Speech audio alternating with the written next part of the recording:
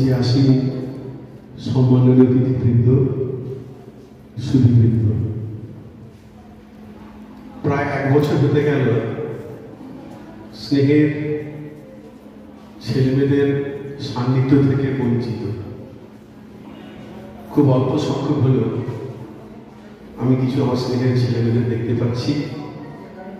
তোমরা একেবারে শান্তভাবে বসো, আমি দীর্ঘ সময় বলবো না, কারণ ওই বললাম না প্রায় 1 বছর পরে তোমাদের সামনে কথা বলার সুযোগ আমাকে স্বামীজি দিয়েছেন।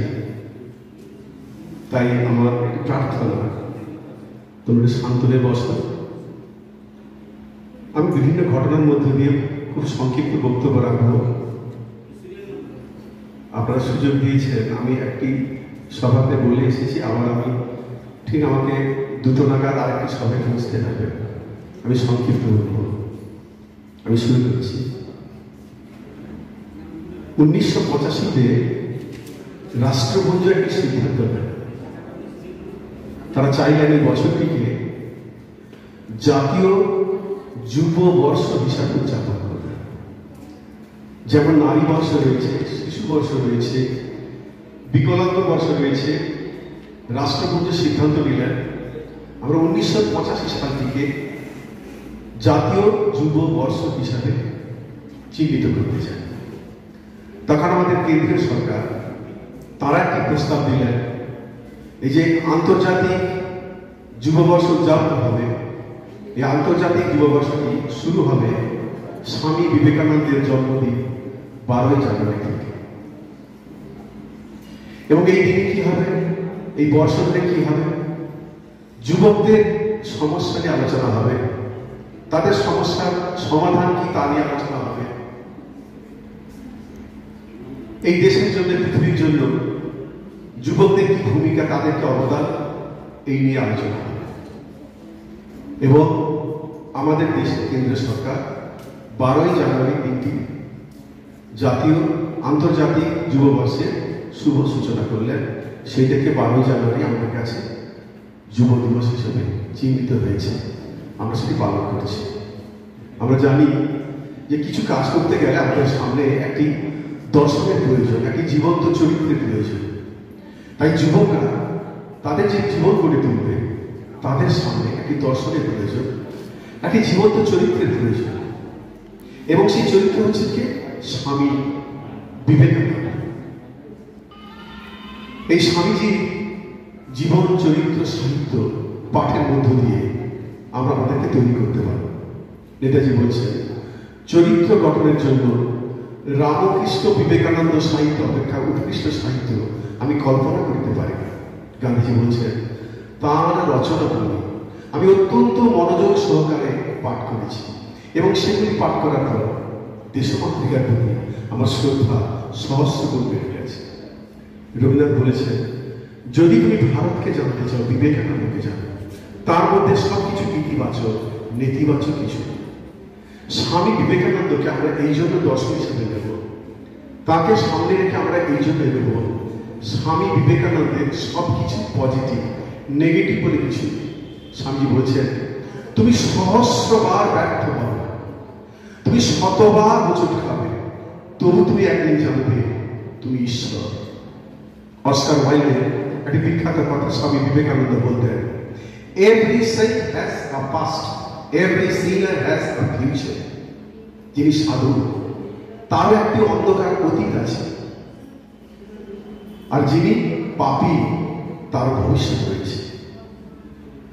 যখন শিকাগো ধর্ম মহাসভাতে খ্রিস্টান ধর্মের শ্রেষ্ঠত্ব প্রমাণ করার চেষ্টা করা হলো, এবং যখন খ্রিস্টানরা বলছেন যে মানুষ পাপ নিয়ে পৃথিবীতে জন্মগ্রহণ করে, তখন স্বামী বিবেকানন্দ একদিন বক্তব্যে বললেন যে মানুষকে পাপী ভাবাই সব থেকে বড় পাপ। স্বামী বিবেকানন্দ প্রথম বললেন, তোমরা ঈশ্বরের সন্তান, তোমরা অমৃতের অধিকারী, তোমরা পূর্ণ পবিত্র, এই জগতে তোমরাই দেবতা। এই দেবতার আসনে বসালেন।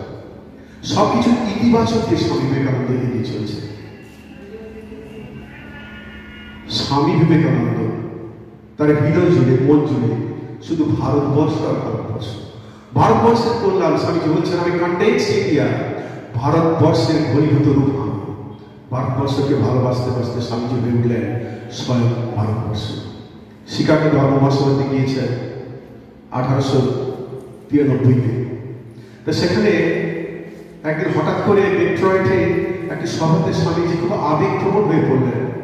আবেগপ্রবণ কি বলছেন? ভারতকে শুনতেই হবে আমার কথা, আমি তার মূল ধরে নাড়িয়ে দেব, আমি তার তরঙ্গে তরঙ্গে বিদ্যুৎ বইয়ে দেব, এই আমার ভারত, অমর ভারত।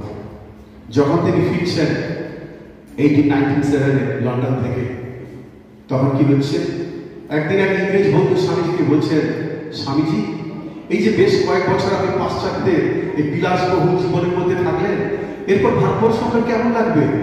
স্বামীজি এতটুকু না ভেবে সঙ্গে সঙ্গে উত্তর দিলেন, কি বলছেন, আমি যখন বিদেশে আসি তখন আমি ভারতকে ভালোবাসতাম, এখন ভারতের প্রতিটি ধূলিকণা আমার কাছে পবিত্র, ভারতের মৃত্তিকা আমার কাছে পবিত্র, ভারত এখন আমার কাছে তীর্থ, আমার কাছে পুণ্যভূমি। স্বামীজি বলছেন, আমি ভারতকে ভালোবাসি, ভারত জন্মভূমি বলে নয়, ভারত হল সত্যের প্রতীক, তাই আমি ভারতকে ভালোবাসি। সবসময় ভারত ভারত। কখন বলছে, হেবি সাহস অবলম্বন করো, সদর্পে বলো আমি ভারতবাসী, বলো মূর্খ ভারতবাসী, দরিদ্র ভারতবাসী, ব্রাহ্মণ ভারতবাসী, চন্ডাল ভারতবাসী, আমার ভাই আমার রক্ত। সবসময় স্বামীজির মুখে ভারত ভারত ভারত।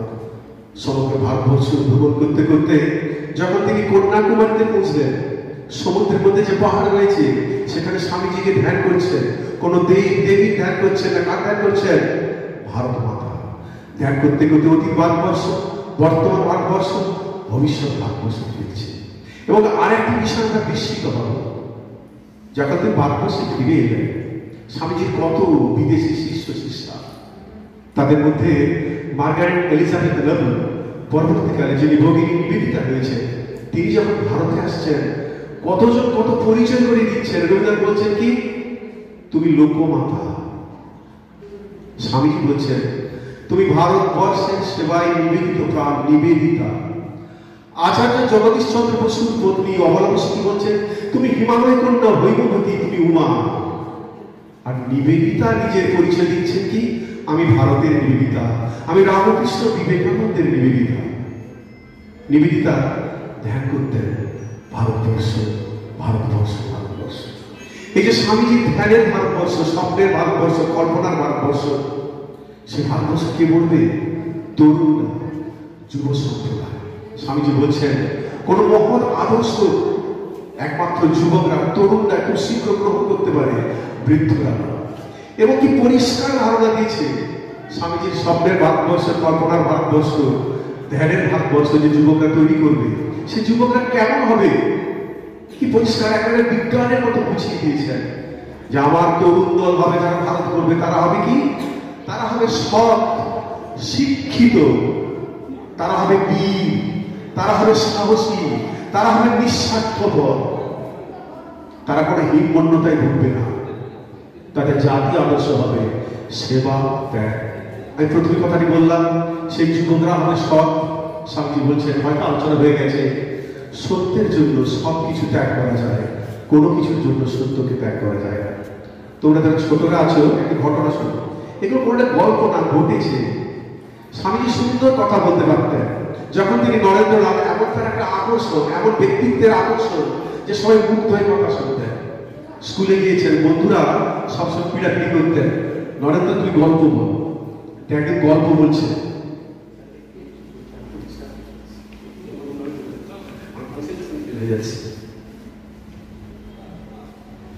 কথা বলছেন, বন্ধুরা কি হচ্ছে, এক মনে সব কথা শুনছেন, গল্প শুনছেন।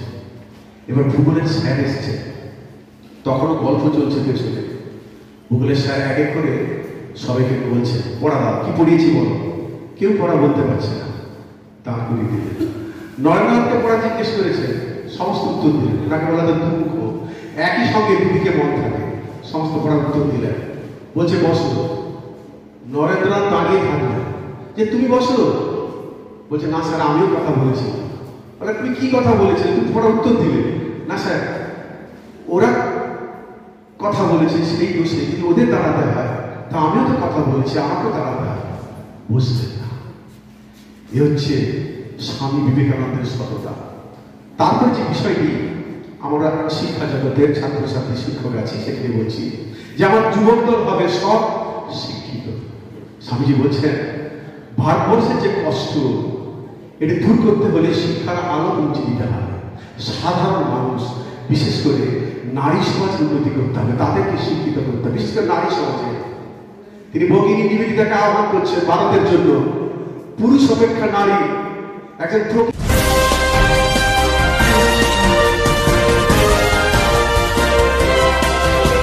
রাজলক্ষ্মী জুয়েলারি ওয়ার্কস, হলমার্ক সোনার গয়না রূপার গয়না, সার্টিফাইড গ্রহরত্ন ও শোপিস দ্বারা সুসজ্জিত শোরুম, দুর্গাচক, বাসন্তী ভবন, দুর্গা মন্দিরের পাশে, সুপার মার্কেটের ঠিক বিপরীতে।